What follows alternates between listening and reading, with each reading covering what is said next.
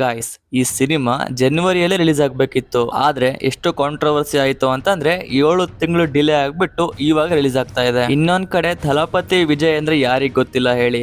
Mass hero ಆಗಿದ್ದವರು ಇವಾಗ ತಮಿಳ್ನಾಡಿನ CM ಆಗಿದ್ದಾರೆ. ಈ ಮೂವಿನ ರಿಲೀಸ್ ಮಾಡೋದಕ್ಕೆ ಸಿಎಂ ಆದ್ರೂ ಏನೋ. ಅಷ್ಟಕ್ಕೂ ಈ ಸಿನಿಮಾದಲ್ಲಿ ಅಂತದೇನಿದೆ, ಇದು ಜಸ್ಟ್ ಆಕ್ಷನ್ ಸಿನಿಮಾ ಅಲ್ಲ. ಇದ್ರ ಹಿಂದೆ ಪಾಲಿಟಿಕ್ಸ್ ಇದೆ, ಕಾಂಟ್ರವರ್ಸಿಸ್ ಇವೆ, ಡಿಲೇ ಆಗೋದಿಕ್ಕೆ ಕಾರಣ ಕೂಡ ಇದೆ. ಕೊನೆಗೆ ಈ ಸಿನಿಮಾ ಹೈಪ್ಗೆ ವರ್ತ್ ಆಗಿದೆಯೋ ಇಲ್ಲೋ ಅನ್ನೋದನ್ನ ಫುಲ್ ಡೀಟೇಲ್ ನಲ್ಲಿ ನೋಡೋಣ. ವಿಡಿಯೋನ ಸ್ಕಿಪ್ ಮಾಡದೆ ಕೊನೆ ತನಕ ನೋಡಿ, ಯಾಕಂದ್ರೆ ಕೊನೆಯಲ್ಲಿ ನಿಮಗೂ ಆಗೋ ಒಂದು ಶಾಕ್ ಇದೆ. ಕತೆ ಶುರು ಮಾಡ್ತೀನಿ. ಅದಕ್ಕಿಂತ ಮುಂಚೆ ನೀವೇನಾದ್ರೂ ನನ್ನ ಚಾನಲ್ಗೆ ಸಬ್ಸ್ಕ್ರೈಬ್ ಮಾಡ್ಕೊಂಡ್ರೆ ಸಬ್ಸ್ಕ್ರೈಬ್ ಮಾಡ್ಕೊಂಬಿಡಿ. ಸೊ ಕತೆ ಶುರು ಮಾಡುವ. ಸಿನಿಮಾದ ಸ್ಟಾರ್ಟಿಂಗ್ ಅಲ್ಲಿ ನಮಗೊಂದು ಹಳ್ಳಿ ತೋರಿಸ್ತಾರೆ. ಅಲ್ಲಿ ಎಲೆಕ್ಷನ್ ಚಾಲು ಇದೆ, ಆದ್ರೂ ಕೂಡ ಜನ ವೋಟ್ ಮಾಡೋಕೆ ಬರ್ತಾ ಇಲ್ಲ. ಅವಾಗ ಅಲ್ಲಿ ಒಬ್ಬ ಪೊಲೀಸ್ ಎಂಟ್ರಿ ಆಗುತ್ತೆ. ಅವ್ನ್ ಬಂದು ಕೇಳ್ತಾನೆ, ಯಾಕೆ ನೀವೆಲ್ಲ ವೋಟ್ ಹಾಕ್ತಿಲ್ಲ ಅಂತ. ವೋಟ್ ಹಾಕೋದು ನಿಮ್ಮೆಲ್ರೂ ಹಕ್ಕು ಅಂತ ಹೇಳಿದಾಗ ಅಲ್ಲೊಬ್ಬ ಹೇಳ್ತಾನೆ, ಅಲ್ಲಿ ಗೂಂಡಗಳು ಇದಾರೆ, ವೇಟ್ ಮಾಡ್ತಾ ಇದಾರೆ, ನಾವು ಹೋಗಿ ವೋಟ್ ಹಾಕಿದ್ರೆ ನಮ್ಮನ್ನ ಸರ್ಯಾಗಿ ಹೊಡಿತಾರೆ. ಇದನ್ನ ಕೇಳಿಸ್ಕೊಂಡ್ಬಿಟ್ಟು ಪೊಲೀಸ್ ಹೇಳ್ತಾನೆ, ನಾನೊಂದು ಸ್ಟ್ರಾಂಗ್ ಸ್ಟೋರಿ ಹೇಳ್ತೀನಿ, ಅದನ್ನ ಕೇಳಿಸ್ಕೊಂಡ್ಬಿಟ್ಟು ನಿಮಗೆ ಧೈರ್ಯ ಬರುತ್ತೆ. ಈ ಸ್ಟೋರಿ ಬೇರೆ ಯಾರ್ದು ಅಲ್ಲ, ಥಲಪತಿದು. ನೆಕ್ಸ್ಟ್ ಸೀನ್ ಅಲ್ಲಿ ನಾವು ಸೆಂಟ್ರಲ್ ಜೈಲ್ನ ನೋಡ್ಬೋದು. ಅಲ್ಲಿ ಸ್ವಲ್ಪ ಖೈದಿಗಳನ್ನ ರಿಮಾಂಡಿಗೆ ಕರ್ಕೊಂಡ್ ಬಂದಿರ್ತಾರೆ. ಕಾನ್ಸ್ಟೇಬಲ್ ಜೈಲರಿಗೆ ಫೋನ್ ಮಾಡ್ಬಿಟ್ಟು ಕೇಳ್ತಾನೆ, ಇಲ್ಲಿ ಬಂದಿರೋದು ಅಡ್ಮಿಷನ್ ಮಾಡಿಸ್ಲಾ ಅಂತ. ಅದಕ್ಕೆ ಜೈಲರ್ ಹೇಳ್ತಾನೆ, ನಾನು ಸ್ವಲ್ಪ ಬಿಸಿ ಇದೀನಿ, ನೀನೇ ನೋಡ್ಕೊಂಡೆಲ್ಲ. ಈ ತರ ಹೇಳ್ಬಿಟ್ಟು ಕಾಲ್ ನ ಕಟ್ ಮಾಡ್ತಾನೆ. ಮತ್ತೆ ಏನು ನೆನಪಾಗುತ್ತೆ ಅವನಿಗೆ. ವಾಪಸ್ಸು ಆ ಕಾನ್ಸ್ಟೇಬಲ್ಗೆ ಫೋನ್ ಮಾಡಿ ಕೇಳ್ತಾನೆ, ಅಲ್ಲಿ ಹೊಸಬ್ರು ಬಂದಿದ್ರಲ್ಲ, ಅದ್ರಲ್ಲಿ ಯಾರಾದ್ರೂ VIP ಇದಾನ. ಅದಕ್ಕೆ ಕಾನ್ಸ್ಟೇಬಲ್ ಹೇಳ್ತಾನೆ, ಇಲ್ಲೊಬ್ಬ ಕಿಶೋರ್ ಅಂತ ಇದ್ದಾನೆ, ಅವನು ದೊಡ್ಡ ಬಿಸ್ನೆಸ್ ಮ್ಯಾನ್. ಅವನು ಹಿಂದೆ ಇದ್ದಿದ್ದ ಪಾರ್ಟಿಗೆ ಫಂಡ್ ಕೊಡ್ತಾ ಇದ್ದ. ಯಾವಾಗ ಪಾರ್ಟಿ ಚೇಂಜ್ ಆಗ್ಬಿಡ್ತೋ ಅವನಿಗೆ ಜೈಲಿಗೆ ಹಾಕ್ಬಿಟ್ರು. ಬಿಸ್ನೆಸ್ ಮ್ಯಾನ್ ಕಿಶೋರ್ ಕೂಡ ಅದೇ ಖೈದಿಗಳ ಜೊತೆ ಇದ್ದ. ಇದನ್ನ ಕೇಳಿಸ್ಕೊಂಡು ಜೈಲರಿಗೆ ಫುಲ್ ಭಯ ಆಗುತ್ತೆ. ಅವನು ಇಮಿಡಿಯೇಟ್ ಆಗಿ ಆ ಸೆಲ್ ಹತ್ರ ಬರ್ತಾನೆ. ಅದಕ್ಕೆ ಕಾನ್ಸ್ಟೇಬಲ್ ಹೇಳ್ತಾನೆ, ಸರ್ ನೀವೇನ್ ಬರಕ್ ಹೋಗ್ಬೇಡಿ, ಟೆನ್ಷನ್ ತಗೋಬೇಡಿ, ಯಾಕಂದ್ರೆ ಎಲ್ಲಾ ಖೈದಿಗಳು ಥಲಪತಿ ಬ್ಲಾಕಿಗೆ ಹೋಗ್ತಾ ಇದಾರೆ. ಆಕ್ಚುಲಿ ಅವರು ಖೈದಿಗಳಲ್ಲ, ಅವರೆಲ್ಲ ರೌಡಿಗಳು. ಅವರೆಲ್ಲ ಬಂದಿದ್ದು ಅಲ್ಲಿಯ ಕಿಶೋರ್ನ ಸಾಯಿಸೋದಿಕ್ಕೆ. ಆ ಎಲ್ಲಾ ರೌಡಿಗಳು ಇನ್ನೇನ್ ಸಾಯಿಸ್ಬೇಕು ಕಿಶೋರ್ನ. ಅವಾಗ ಎಂಟ್ರಿ ಆಗುತ್ತೆ ನಮ್ಮ ಮಾಸ್ ಥಲಪತಿ ವಿಜಯ್ ಅವ್ರದ್ದು. ಸಿನಿಮಾದಲ್ಲಿ ಇವರ ಹೆಸರು ಬಂದ್ಬಿಟ್ಟು ಥಲಪತಿ ವೆಟ್ರಿ ಕೊಂದನ್. ಥಲಪತಿ ಬಂದ್ಬಿಟ್ಟು ಕಿಶೋರ್ನ ಕಾಪಾಡ್ತಾನೆ. ಯಾಕಂದ್ರೆ ಎಲ್ಲಿ ಅನ್ಯಾಯ ನಡೆದ್ರು ಅಲ್ಲಿ ಥಲಪತಿ ಬಂದು ಕಾಪಾಡ್ತಾನೆ. ಕಾಪಾಡಿದ್ದಾದ್ಮೇಲೆ ಕಿಶೋರ್ ಥಲಪತಿಗೆ ಥ್ಯಾಂಕ್ಸ್ ಅಂತ ಹೇಳ್ತಾನೆ. ಸರ್ ನಿಮಗೆ ಯಾವತ್ತೇ ಏನೇ ಬೇಕಾಗಿದ್ರು ನನಗೆ ಫೋನ್ ಮಾಡಿ ಅಂತ ಆ ಕಿಶೋರ್ ಹೇಳ್ತಾನೆ. ಅವಾಗ ಎಂಟ್ರಿ ಆಗುತ್ತೆ ಅಲ್ಲಿ ಅದೇ ಜೈಲರ್ದು. ಇವೆಲ್ಲ ನೋಡ್ಬಿಟ್ಟು ಅವನಿಗೆ ಫುಲ್ ಶಾಕ್ ಆಗಿದೆ. ಇವಾಗ ಜೈಲರು ಥಲಪತಿಯ ಫೈಲ್ ನ ನೋಡ್ತಾನೆ.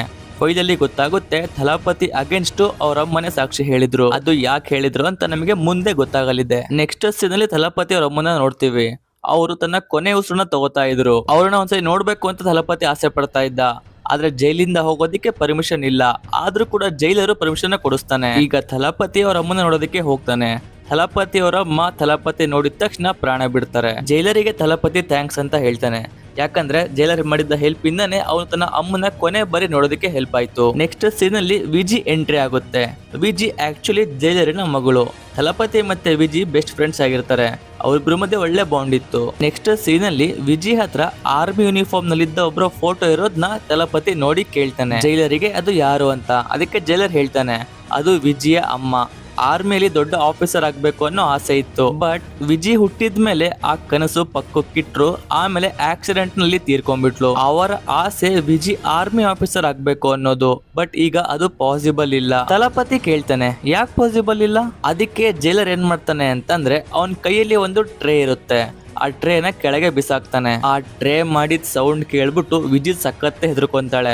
ಓಡ್ ಬಂದ್ಬಿಟ್ಟು ಉಸಿರಾಡೋದಕ್ಕೂ ಕಷ್ಟ ಪಡ್ತಾಳೆ. ಜೈಲರ್ ಹೇಳ್ತಾನೆ, ವಿಜಿ ಚಿಕ್ಕವಳಿದ್ದಾಗ ಅಮ್ಮನ್ ಸಾವನ್ನ ಕಣ್ಣಾರೆ ನೋಡಿದ್ಲು. ಅಂದಿನಿಂದ ಆಕೆಗೆ ಪ್ಯಾನಿಕ್ ಅಟ್ಯಾಕ್ ಆಗುತ್ತೆ. ಚಿಕ್ಕ ಚಿಕ್ಕ ವಿಷಯಕ್ಕೂ ಗಾಬರಿ ಆಗ್ತಾಳೆ, ಭಯ ಪಡ್ತಾಳೆ. ಭಯದಲ್ಲಿ ಉಸಿರಾಟ ನಿಂದೋಗ್ಬಿಡುತ್ತೆ. ಅದಕ್ಕೆ ಇವಳಿಗೆ ಆರ್ಮಿ ಸೇರೋದಕ್ಕೆ ಆಗಲ್ಲ ಅಂತ ಹೇಳಿದಾಗ ಥಲಪತಿಗೆ ಫುಲ್ಲು ಬೇಜಾರಾಗುತ್ತೆ. ಕೆಲವು ದಿನಗಳ ನಂತರ ಜೈಲರು ಆಫೀಸಿಗೆ ಬರ್ತಾ ಇರೋದಿಲ್ಲ. ಥಲಪತಿ ಪರ್ಮಿಷನ್ ಇಲ್ದೆ ಅಮ್ಮನ ನೋಡೋದಕ್ಕೆ ಕಳ್ಸಿರ್ತಾನಲ್ವಾ, ಅದಕ್ಕೆ ಜೈಲರ್ನ ಸಸ್ಪೆಂಡ್ ಮಾಡಿರ್ತಾರೆ. ಆದ್ರೆ ಸಸ್ಪೆಂಡ್ ಆಗೋಕ್ಕಿಂತ ಮುಂಚೆ ಜೈಲರು ಆಗಸ್ಟ್ 15ಗೆ ರಿಲೀಸ್ ಆಗೋ ಖೈದಿಗಳ ಹೆಸರಿನಲ್ಲಿ ಥಲಪತಿ ಹೆಸರು ಕೂಡ ಸೇರಿಸಿರ್ತಾನೆ. ಹಾಗೆ ಆಗಸ್ಟ್ 15 ಕೂಡ ಬರುತ್ತೆ. ಥಲಪತಿ ಜೈಲಿಂದ ರಿಲೀಸ್ ಆಗ್ತಾನೆ. ರಿಲೀಸ್ ಆಗ್ಬಿಟ್ಟು ನೇರ ಜೈಲರ್ ಮನೆಗೆ ಹೋಗ್ತಾನೆ. ವಿಜಿ ಅವನನ್ನ ನೋಡ್ತಾಳೆ, ಸಖತ್ ಹ್ಯಾಪಿ ಆಗ್ತಾಳೆ. ಈಗ ಸೀನ್ ಶಿಫ್ಟ್ ಆಗುತ್ತೆ. ನಾವು ಆಫ್ರಿಕಾದ ಜೈಲ್ ನೋಡಬಹುದು. ಆ ಜೈಲ್ನಲ್ಲಿ ಜಾನ್ ಹಿಂಗ್ಲರ್ ಅನ್ನೋ ಡೇಂಜರಸ್ ಖೈದಿ ಇರ್ತಾನೆ. ಆ ಜೈಲ್ನಲ್ಲಿದ್ದ ಖೈದಿಗಳು ಅವನನ್ನ ಕೊಲ್ಲೋದಕ್ಕೆ ಕಾಯ್ತಾ ಇದ್ರು. ಬಟ್ ಜಾನ್ಗೆ ಯಾವುದರ ಭಯವೂ ಇರೋದಿಲ್ಲ. ಸಡನ್ ಆಗಿ ಇವಾಗ ಜಾನಿನ್ ಕಡೆಯವರು ಅಲ್ಲಿಗೆ ಬರ್ತಾರೆ. ಜೈಲ್ ಮೇಲೆ ಅಟ್ಯಾಕ್ ಮಾಡ್ತಾರೆ. ಅವರೆಲ್ಲರೂ ಜಾನಿಗೆ ಬಿಡಿಸೋದಕ್ಕೆ ಬಂದಿದ್ರು. ಪೊಲೀಸರು ಹೇಳ್ತಾರೆ ಬೇರೆ ಖೈದಿಗಳಿಗೆ, ಯಾರು ಜಾನ್ನ ಕೊಲೆ ಮಾಡ್ತಾರೋ ಅವ್ರನ್ನ ರಿಲೀಸ್ ಮಾಡ್ತೀವಿ ಅಂತ. ಅದನ್ನ ಕೇಳಿಸ್ಕೊಂಡ್ಬಿಟ್ಟು ಎಲ್ರು ಬಂದ್ಬಿಡ್ತಾರೆ ಜಾನ್ಗೆ ಸಾಯಿಸೋದಿಕ್ಕೆ. ಆದ್ರೆ ಜಾನ್ ಒಬ್ನೇ ಎಲ್ರನ್ನು ಕೊಲೆ ಮಾಡ್ಬಿಡ್ತಾನೆ. ಜಾನ್ ಅಲ್ಲಿಂದ ಎಸ್ಕೇಪ್ ಆಗ್ಬಿಟ್ಟು ಹೋಗ್ಬೇಕಾದ್ರೆ ಜಾನಿಗೆ ಅವನ ಬಾಸಿನ ಕಾಲ್ ಬರುತ್ತೆ. ಆಕ್ಚುಲಿ ಜಾನಿನ ಪ್ಲಾನ್ ಅಂದ್ರೆ ಮಿಷನ್ ಏನಾಗಿತ್ತು ಅಂತಂದ್ರೆ ಈ ದೇಶದ ಪ್ರೆಸಿಡೆಂಟ್ ನ ಸಾಯಿಸೋದು. ಕಾಲ್ ನಲ್ಲಿ ಬಾಸ್ ಹೇಳ್ತಾರೆ ಕೆಲ್ಸ ಬೇಗ ಆಗ್ಬೇಕು. ಅದಕ್ಕೆ ಜಾನ್ ಹೇಳ್ತಾನೆ ಸರಿ ಸರ್ ಆಗುತ್ತೆ ಬೇಗ ಅಂತ. ನೆಕ್ಸ್ಟ್ ಸೀನ್ ಅಲ್ಲಿ ನಾವು ಜೈಲರ್ ನ ನೋಡ್ಬೋದು.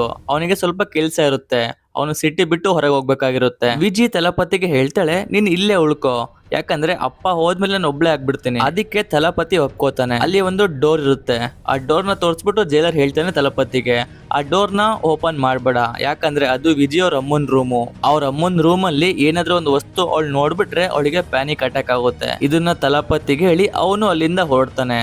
ಆದ್ರೆ ದಾರಿಯಲ್ಲಿ ಹೋಗ್ಬೇಕಾದ್ರೆ ಅವನ ಆಕ್ಸಿಡೆಂಟ್ ಆಗ್ಬಿಡುತ್ತೆ. ಇದನ್ನ ಕೇಳಿಸ್ಕೊಂಡಿದ ತಕ್ಷಣ ತಲಪತಿ ಅವನ ಆಸ್ಪತ್ರೆಗೆ ನೋಡೋದಿಕ್ಕೆ ಹೋಗ್ತಾನೆ. ಆ ಜೈಲರು ತಲಪತಿಗೆ ಹೇಳ್ತಾನೆ ಇನ್ಮೇಲೆ ನನ್ನ ಮಗಳನ್ನ ನೀನೇ ನೋಡ್ಕೋಬೇಕು, ನನ್ನ ಮಗಳನ್ನ ಆರ್ಮಿಗೆ ನೀನೇ ಸೇರಿಸ್ಬೇಕು ಅಂತ ಹೇಳ್ಬಿಟ್ಟು ಜೈಲರ್ ಸತ್ತೋಗ್ಬಿಡ್ತಾನೆ. ಅವನ ಸಾವಿಂದ ಅವನಿಗೆ ತುಂಬಾನೇ ಬೇಜಾರಾಗಿರುತ್ತೆ.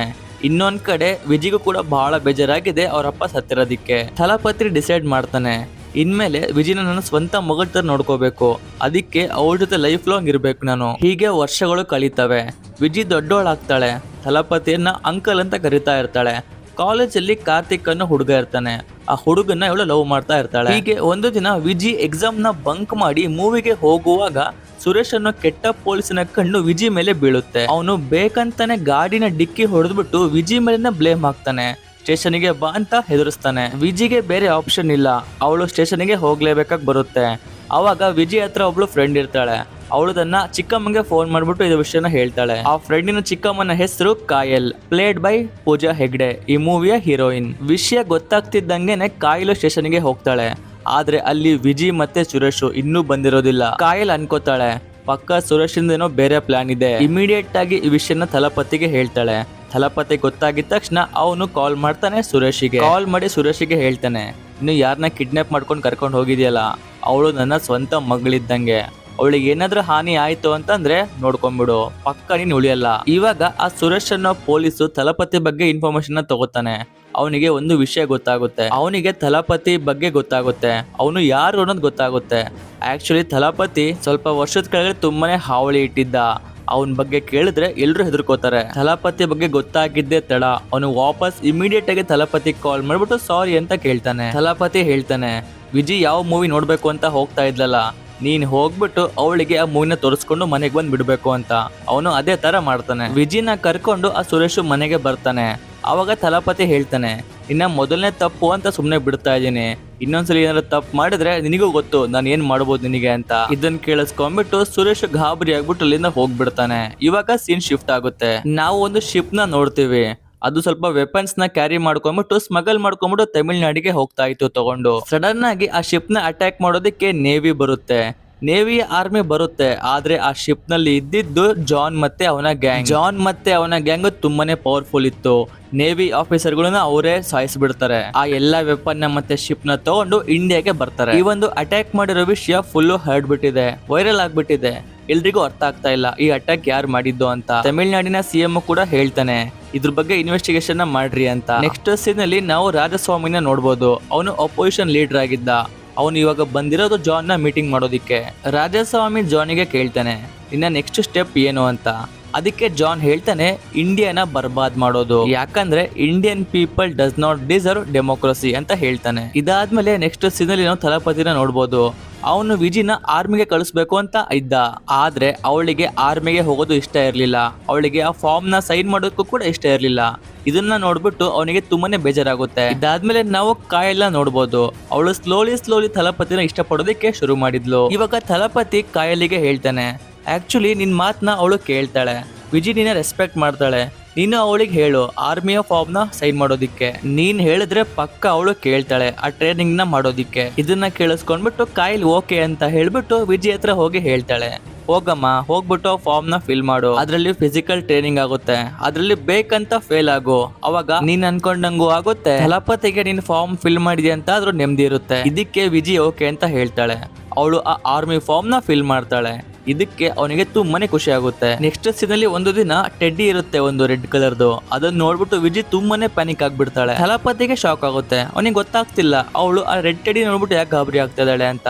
ನೆಕ್ಸ್ಟ್ ಸೀನ್ ಅಲ್ಲಿ ನಾವು ಅದೇ ನೇವಿ ಆಫೀಸರ್ಸ್ ನ ನೋಡ್ಬೋದು. ಜಾನ್ ಹೊಡೆದಿದ್ನಲ್ಲ ಅವ್ರನ್ನ, ಸಮುದ್ರದ ಒಳಗಿಂದ ಅವರ ಬಾಡಿಗಳು ತೇಳ್ಕೊಂಡು ಹೊರ ದಡಕ್ಕೆ ಬಂದಿದ್ವು. ಇವಾಗ NI ಇದ್ರ ಬಗ್ಗೆ ಇನ್ವೆಸ್ಟಿಗೇಷನ್ ಮಾಡ್ತಾ ಇರ್ತಾರೆ.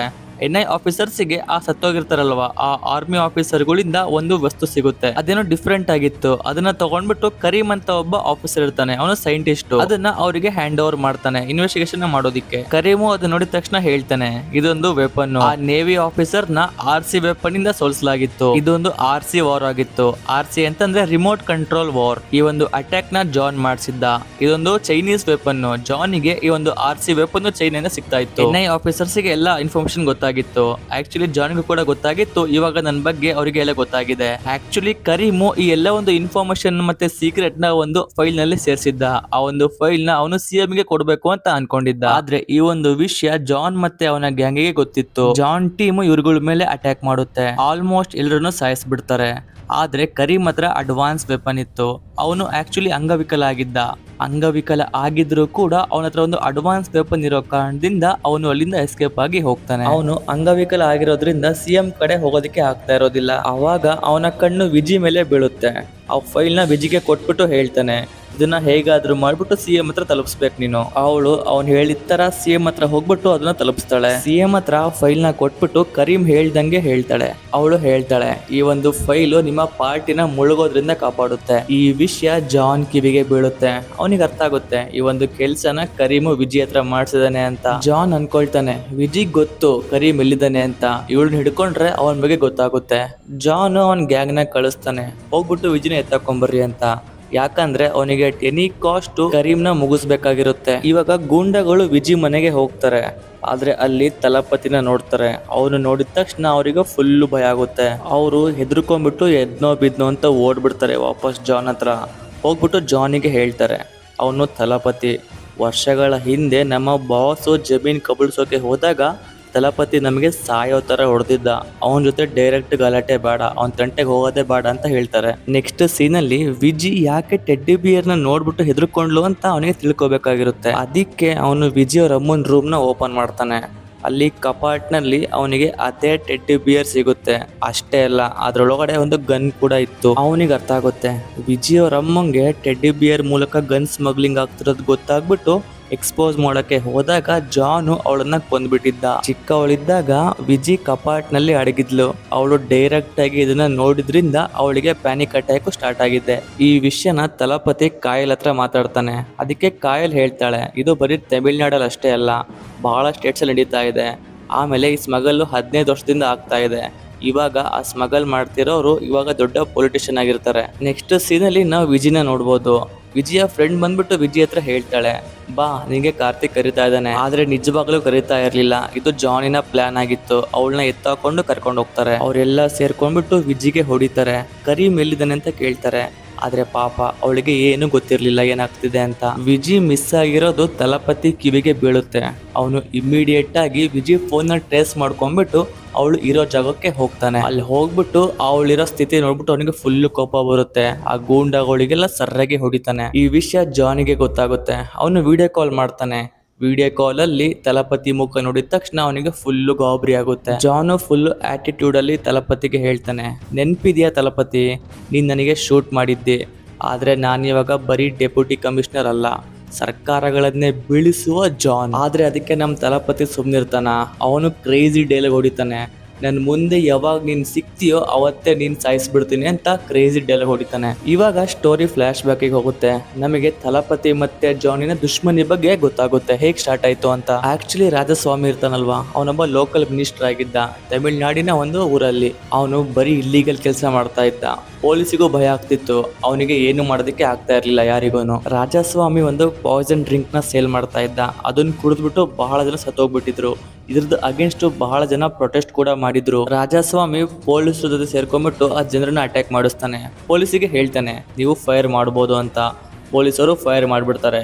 ಆ ಒಂದು ಫೈರಿಂಗ್ ಇಂದ ಬಹಳ ಜನ ಸತ್ತೋಗ್ಬಿಡ್ತಾರೆ. ಆದ್ರೆ ಅಲ್ಲಿ ಒಬ್ಳು ಹೆಂಗ್ಸಿದ್ಲು, ಅವಳ ಗಂಡ ಕೂಡ ಆ ಒಂದು ಡ್ರಿಂಕ್ ನ ಕುಡಿದು ಸತ್ತೋಗ್ಬಿಟ್ಟಿದ್ದ. ಅವಳು ಮಾತ್ರ ಒಬ್ಬಳೇ ಆ ಪ್ರೊಟೆಸ್ಟ್ಗೆ ಕೂತ್ಕೋತಾಳೆ. ಈ ಒಂದು ನ್ಯೂಸ್ ಫುಲ್ಲು ವೈರಲ್ ಆಗ್ಬಿಟ್ಟಿತ್ತು. ಆಪೋಸಿಷನ್ಗೆ ಈ ಒಂದು ನ್ಯೂಸ್ನ ಹೇಗಾದ್ರೂ ಮಾಡಿ ಮುಚ್ಚಬೇಕಿತ್ತು. ಇವಾಗ ಗೌರ್ಮೆಂಟ್ ಕಮಿಷನರ್ ಅಂಬರೀಶ್ ಮತ್ತೆ ಕಲೆಕ್ಟರ್ ಶೀಲಾನ ಕಳಿಸ್ತಾರೆ ಈ ಒಂದು ಸಿಚುವೇಶನ್ ನ ಹ್ಯಾಂಡಲ್ ಮಾಡೋದಿಕ್ಕೆ. ಅಂಬರೀಷ್ಗೆ ಗೊತ್ತಾಗುತ್ತೆ ಇದ್ರ ಎಲ್ಲಾದ್ರದ್ದು ಹಿಂದೆ ಕೈವಾಡ ಇರೋದು ರಾಧಾಸ್ವಾಮಿದು ಅಂತ. ಅವನು ಇಡೀ ಪೊಲೀಸ್ ಫೋರ್ಸ್ ನ ಕರ್ಕೊಂಡು ರಾಧಾಸ್ವಾಮಿ ಮನೆಗೆ ಹೋಗ್ತಾನೆ, ನುಗ್ಗುತ್ತಾನೆ. ಆದ್ರೆ ರಾಧಾಸ್ವಾಮಿ ಮತ್ತೆ ಅವನ ಗ್ಯಾಂಗು ಫುಲ್ಲು ಪವರ್ಫುಲ್ ಇತ್ತು. ಅವ್ರು ಇಡೀ ಪೊಲೀಸ್ ಫೋರ್ಸ್ ನ ಕಂಟ್ರೋಲ್ ಮಾಡ್ಬಿಡ್ತಾರೆ. ಅಷ್ಟೇ ಅಲ್ಲ, ಕಲೆಕ್ಟರ್ ಶೀಲಾನು ಕೂಡ ಕಿಡ್ನಾಪ್ ಮಾಡಿಸ್ತಾರೆ. ನೆಕ್ಸ್ಟ್ ಸೀನ್ ಅಲ್ಲಿ ರಾಧಾಸ್ವಾಮಿ ಏನ್ ಮಾಡ್ತಾನೆ ಅಂತಂದ್ರೆ, ಆ ಪ್ರೊಟೆಸ್ಟ್ಗೆ ಕುಂತಿರ್ತಾಳಲ್ವಾ ಹೆಂಗ್ಸು, ಅವಳ ಮಗಳನ್ನ ಕಿಡ್ನಾಪ್ ಮಾಡಿಸ್ತಾನೆ. ಇದರಿಂದ ಆ ಹೆಂಗ್ಸು ಗಾಬರಿ ಆಗ್ತಾಳೆ. ಆ ಪ್ರೊಟೆಸ್ಟ್ ನ ಮುರಿತಾಳೆ ಅಂತ ಅನ್ಕೊಂಡಿದ್ರು. ಆದ್ರೆ ಹೆಂಗ್ಸು ಆತರ ಮಾಡೋದಿಲ್ಲ, ಇನ್ನೂ ಕೂಡ ಆ ಪ್ರೊಟೆಸ್ಟ್ಗೆ ಕುಂತಿರ್ತಾಳೆ. ಗೌರ್ಮೆಂಟ್ ಎಷ್ಟು ಟ್ರೈ ಮಾಡಿದ್ರು ಕೂಡ ಸಿಚುವೇಶನ್ ಅಂಡರ್ ಕಂಟ್ರೋಲ್ ಬರ್ತಾ ಇಲ್ಲ. ಇವಾಗ CM ಏನ್ ಮಾಡ್ತಾರೆ ಅಂತಂದ್ರೆ IPS ಥಲಪತಿನ ಕಳಿಸ್ತಾರೆ ಆ ಹೆಂಗಸಿನ ಮಗಳನ್ನ ಕರ್ಕೊಂಡ್ ಬರೋದಿಕ್ಕೆ. ಯಾಕಂದ್ರೆ CM ಗೆ ಗೊತ್ತಿತ್ತು IPS ಥಲಪತಿ ತನ್ನ ಹಳ್ಳಿ ಜನರಿಗೋಸ್ಕರ ಏನೆಲ್ಲ ಮಾಡಿದ್ದ ಅಂತ. ಇವಾಗ ಆ ಗೂಂಡಾಗಳು ಹೆಂಗ್ಸ್ನ ಹೊಡಿಬೇಕು. ಅಷ್ಟೊತ್ತಿಗೆ ಅಲ್ಲಿ IPS ಥಲಪತಿ ಬರ್ತಾನೆ. ಬಂದ್ಬಿಟ್ಟು ಆ ಗೂಂಡಗಳಿಗೆ ಸರ್ರೆಗೆ ಹೊಡಿತಾನೆ. ಆಮೇಲೆ ರಾಮಸ್ವಾಮಿಗೆ ಕಾಲ್ ಮಾಡಿ ಹೇಳ್ತಾನೆ, ಮುಚ್ಕೊಂಡು ಈ ಒಂದು ಹೆಂಗಸಿನ ಮಗಳನ್ನ ವಾಪಸ್ ಕಳ್ಸಿದ್ರೆ ಸರಿ, ಇಲ್ಲಾಂದ್ರೆ ಎಲ್ರಿಗೂ ಸರ್ರಾಗಿ ಬೀಳ್ತವೆ ಅಂತ ಹೇಳ್ತಾನೆ. ಅದಕ್ಕೆ ರಿಪ್ಲೈ ಕೊಡ್ತಾನೆ ರಾಮಸ್ವಾಮಿ. ಆ ಹೆಂಗಸಿನ ಮಗಳನ್ನ ಕಳಿಸ್ತಾನೆ, ಆದ್ರೆ ಜೀವಂತವಾಗಿ ಅಲ್ಲ, ಶವವಾಗಿ. ಇದನ್ನ ನೋಡಿ ಥಲಪತಿಗೆ ಫುಲ್ ಸಿಟ್ಟು ಬರುತ್ತೆ. ಇವಾಗ ರಾಮಸ್ವಾಮಿ ಥಲಪತಿನ ತನ್ನ ಮನೆ ಕರೀತಾನೆ. ಅಲ್ಲಿ ಆ ಪ್ರೊಟೆಸ್ಟ್ ಮಾಡ್ತಿರ್ತಾಳಲ್ವಾ ಆ ಹೆಂಗ್ಸ್ ಕೂಡ ಇರ್ತಾಳೆ. ರಾಮಸ್ವಾಮಿ ಹೆಂಗ್ಸಿಗೆ ಕಪಾಳಕ್ಕೆ ಹೊಡೆದ್ಬಿಟ್ಟು ತನ್ನ ಮಗಳಿನ ಸಾವಿನ ಬಗ್ಗೆ ತಮಾಷೆ ಮಾಡ್ತಾ ಇರ್ತಾನೆ. ಈ ಒಂದು ತಮಾಷೆಗೆ ರಾಮಸ್ವಾಮಿ ಮಗ ಇರ್ತಾನೆ ಒಬ್ಬ, ಅವನು ಬಹಳ ನಗ್ತಾ ಇರ್ತಾನೆ. ಥಲಪತಿಗೆ ಫುಲ್ ಸಿಟ್ಟು ಬರುತ್ತೆ. ಅವನು ಇಮಿಡಿಯೇಟ್ ಆಗಿ ಚಾಕು ತಗೊಂಡ್ಬಿಟ್ಟು ರಾಮಸ್ವಾಮಿ ಮಗನ ಸಾಯಿಸ್ಬಿಡ್ತಾನೆ. ಇವಾಗ ರಾಮಸ್ವಾಮಿ ಕಡೆಯವರು ಪೊಲೀಸಿಗೆ ಹೊಡಿಬೇಕು ಅಂತ ಅನ್ಕೊಂಡಿರ್ತಾರೆ. ಆದ್ರೆ ಪೊಲೀಸಿಗೆ ಬಾಂಬ್ ಕೊಟ್ಟಿದ್ದ ಥಲಪತಿ, ಅದಕ್ಕಾಗಿ ಅವರಿಗೆ ಹೊಡೆಯೋದಿಕ್ಕೆ ಆಗೋದಿಲ್ಲ. ಇದರಿಂದ ರಾಮಸ್ವಾಮಿ ಕಡೆಯವರಿಗೆ ಏನು ಮಾಡೋದಿಕ್ಕೆ ಆಗೋದಿಲ್ಲ. ನೆಕ್ಸ್ಟ್ ಸೀನ್ ಅಲ್ಲಿ ರಾಮಸ್ವಾಮಿಗೆ ಹಂಟರ್ ಇಂದ ಹೊಡ್ಕೊಂಡು ಅವನು ಕರ್ಕೊಂಡು ಹೋಗ್ತಾನೆ. ರಾಮಸ್ವಾಮಿನ ಅರೆಸ್ಟ್ ಮಾಡ್ತಾನೆ. ಇನ್ನೊಂದ್ ಕಡೆ ಅಂಬರೀಷಿಗೆ ತನಗೆ ಆಗಿರುವ ಅವಮಾನ ಮರೆಯೋದಕ್ಕೆ ಆಗ್ತಾ ಇಲ್ಲ. ಅವನು ಅನ್ಕೋತಾ ಇರ್ತಾನೆ, ನಾವು ಕಷ್ಟಪಟ್ಟು ಈ ಕ್ರಿಮಿನಲ್ಸ್ ನ ಜೈಲಿಗೆ ಹಾಕ್ತೀವಿ, ಆದ್ರೆ ಅವರು ಹೊರಗೆ ಬಂದ್ಬಿಟ್ಟು ಎಲೆಕ್ಷನ್ ನಿಂತ್ಕೋತಾರೆ. ಆಮೇಲೆ ನಮ್ ಜನಗಳೇ ಇವರಿಗೆ ಓಟ್ ಹಾಕ್ತಾರೆ. ಆಮೇಲೆ ಇವರೇ ಗೆದ್ದುಬಿಟ್ಟು ಪೊಲೀಸರುಗಳ ಮೇಲೆ ದಬ್ಬಾಳಿಕೆ ಮಾಡ್ತಾರೆ.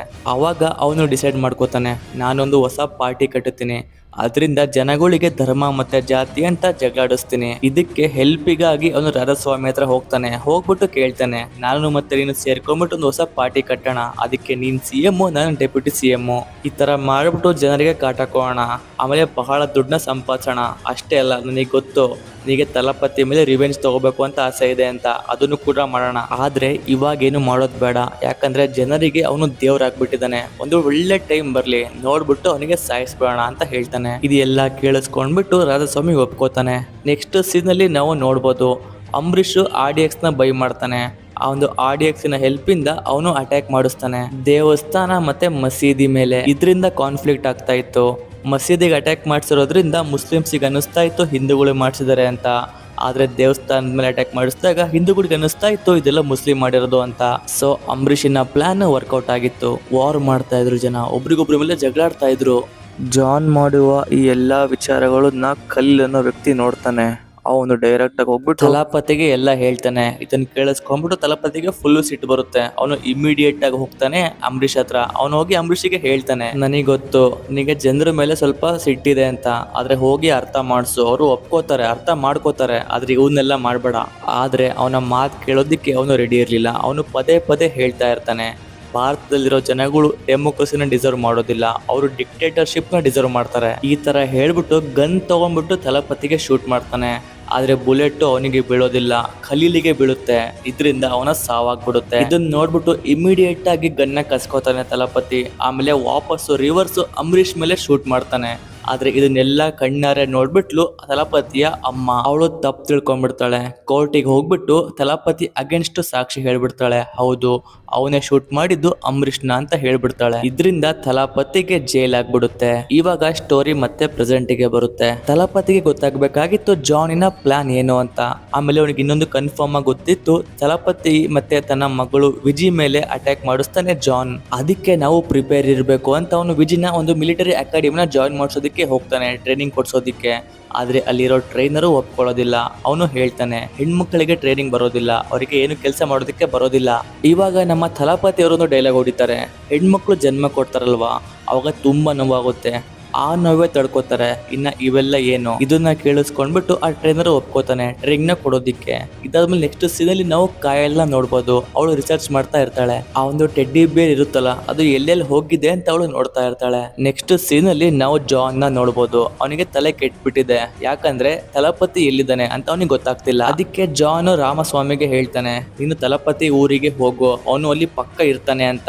ಇದನ್ನ ಕೇಳಿಸ್ಕೊಂಡ್ಬಿಟ್ಟು ರಾಮಸ್ವಾಮಿ ತಲಪತಿ ಊರಿಗೆ ಹೋಗ್ತಾನೆ. ರಾಮಸ್ವಾಮಿಯಲ್ಲಿ ಹೋದ ತಕ್ಷಣ ಆ ಊರಿನ ಜನಗಳು ರಾಮಸ್ವಾಮಿನೇ ಹಿಡ್ಕೊಂಡ್ಬಿಡ್ತಾರೆ. ಅವಾಗ ಅಲ್ಲಿ ತಲಪತಿ ಬರ್ತಾನೆ. ಅವನು ಕೇಳ್ತಾನೆ ರಾಮಸ್ವಾಮಿಗೆ ಜಾನಿನ ಪ್ಲಾನ್ ಬೊಗಳು ಅಂತ ಹೇಳ್ಬಿಟ್ಟು ಬಹಳ ಎದುರಿಸ್ತಾನೆ. ಅದಕ್ಕೆ ರಾಮಸ್ವಾಮಿ ಎಲ್ಲ ಬೊಗಳ್ಬಿಡ್ತಾನೆ. ತಲಪತಿ ಯಾವಾಗ ಅಂಬರೀಷ್ ವಿರುದ್ಧ ಎಲ್ಲ ಸಾಕ್ಷಿ ಇರ್ತಾವಲ್ಲ ಪೊಲೀಸಿಗೆ ಕೊಟ್ಬಿಟ್ನೋ ಅವನಿಗೆ ಗೊತ್ತಾಗ್ಬಿಡ್ತು ಇವಾಗ ನಾನು ಬದುಕೋದಿಲ್ಲ ಅಂತ.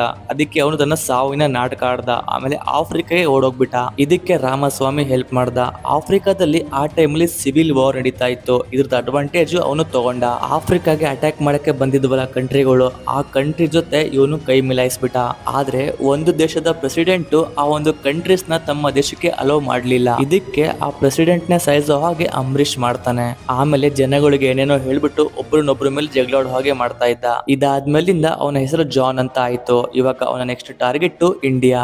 ಜಾನ್ 15 ವರ್ಷದಿಂದ ಇಂಡಿಯಾಗೆ ಗನ್ಸ್ ನ ಸ್ಮಗಲ್ ಮಾಡಿಸ್ತಾ ಇದ್ದ. ಯಾಕಂದ್ರೆ ಈ ದೇಶದ ಜನಗಳು ಒಬ್ರನ್ನೊಬ್ರು ಸಾಯಿಸೋ ಟೈಮ್ ಬರುತ್ತೆ, ಅವಾಗ ಅವ್ರ ಕೈಲಿ ಗನ್ ಇರ್ಬೇಕಲ್ವಾ. ಅವನ ಪ್ಲಾನ್ ಪ್ರಕಾರ ಅವನು ಚರ್ಚ್ಗಳು, ಮಸೀದಿಗಳು ಮತ್ತೆ ದೇವಸ್ಥಾನಗಳ ಮೇಲೆ ಅಟ್ಯಾಕ್ ಮಾಡೋಕೆ ಶುರು ಮಾಡ್ತಾನೆ. ಯಾಕಂದ್ರೆ ಇದರಿಂದ ಒಂದು ಪರ್ಟಿಕ್ಯುಲರ್ ರಿಲಿಜಿಯನ್ ಗೆ ಅನಿಸ್ತಾ ಇತ್ತು ಬೇರೆ ರಿಲಿಜಿಯನ್ ಈ ತರ ಮಾಡಿಸ್ತಾ ಇದೆ ನಮ್ಮ ಮೇಲೆ. ಇದರಿಂದ ಒಬ್ರನ್ನೊಬ್ರ ಮೇಲೆ ಮನಸ್ತಾಪ ಕ್ರಿಯೇಟ್ ಆಗ್ಬಿಟ್ಟು ಜಗಳಾಡ್ತಾ ಇರ್ತಾರೆ. ನೆಕ್ಸ್ಟ್ ಸೀನ್ ಅಲ್ಲಿ ಜಾನ್ CM ನ ಲಾಕ್ ಮಾಡ್ತಾನೆ.